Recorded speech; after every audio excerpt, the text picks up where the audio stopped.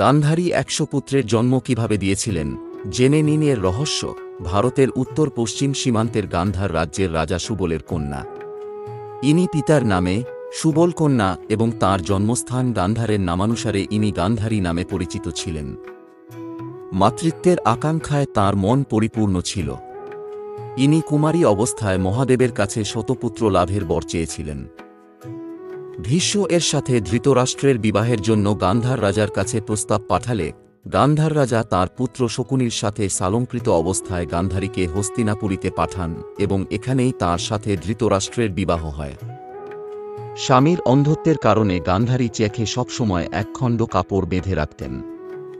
ব্যাসদেব একদিন ক্ষুধাতৃষ্ণায় কাতর হয়ে হস্তিনাপুরীতে এলে গান্ধারী যথাচিত সেবা যত্ন করে ঋষিকে তুষ্ট করেন।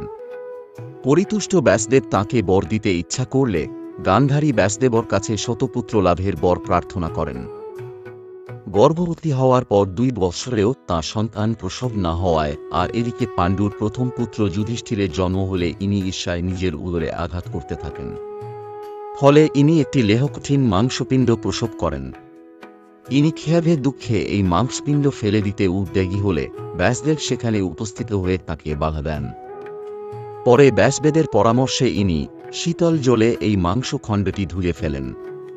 ফলে এই মাংসখণ্ডটি ১০০টি ভাগে বিভক্ত হয়। ১ বছর পর এই মাংসপিণ্ড থেকে প্রথমে দুর্যোধন জন্ম হয়, তারপর ১ বছর ১ মাসের মধ্যে আরও ১০০টি পুত্র ও একটি কন্যার জন্ম হয়।